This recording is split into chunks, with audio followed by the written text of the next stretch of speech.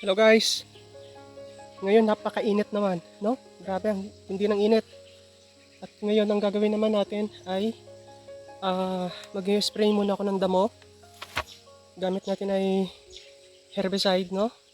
So, ito yung gamot na ginagamit ko dito, Herbenex. At siya yung pinakamura na herbicide actually. At ngayon, ang i-sprayhan natin ay itong area na pagtatamnan natin ng kalabasa, no?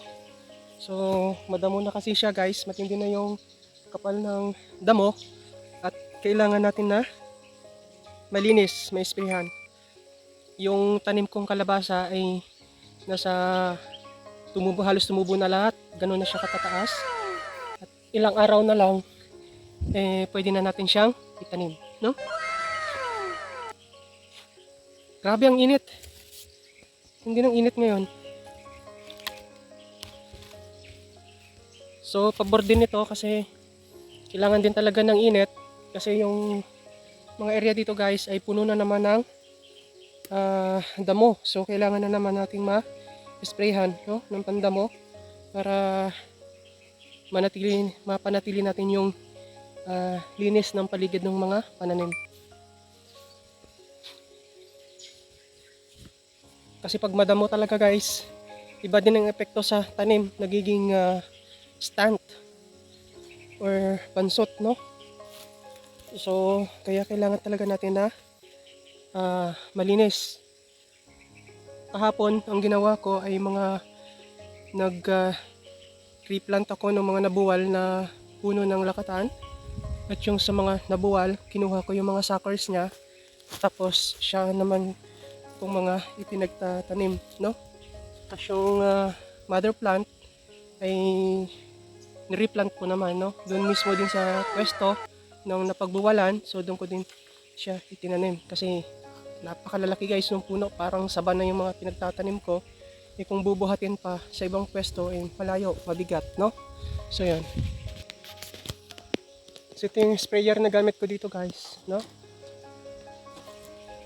Sa mga nagtatanong kung gusto magkaroon ng sprayer, yung ganitong sprayer guys ang bilhin nyo, ang i-provide nyo, maganda siyang gamitin. Unlike dun sa mga plastic, no, na hindi naman siya ganun katibay at madaling masira. Samantalang pag ito matibay, tested yung tibay niya, no, yung quality niya, garantisado. So ito yan siya guys, ano ba ito? Golden Agent, no? Indonesia pala ito. So ayan, Golden Agent SA16 Tungho sprayer. So ito ang magandang quality ng sprayer. So ito yung lilinisin natin guys, no? Yung may tanim ko din na kalabasa dito. Kung matatandaan nyo, ito din yung tinaniman ko noong nakaraan na direct seeding tayo, no? Nirekta natin yung pagtanim ng buto ng kalabasa dun sa spot. Sana na pagtatamnan niya, kaso ang nangyari, yun ang maghahanap pagbalik ko dito, yung mga buto nakalabas na. So, pinagkakain, yung mga buto, wala na siyang laman. Ewan ko kung ano yung tumira nun, kung daga or langgam. Pero tingin ko daga Kasi talagang nagsipaglabasan yung mga buto na wala na siyang laman, no?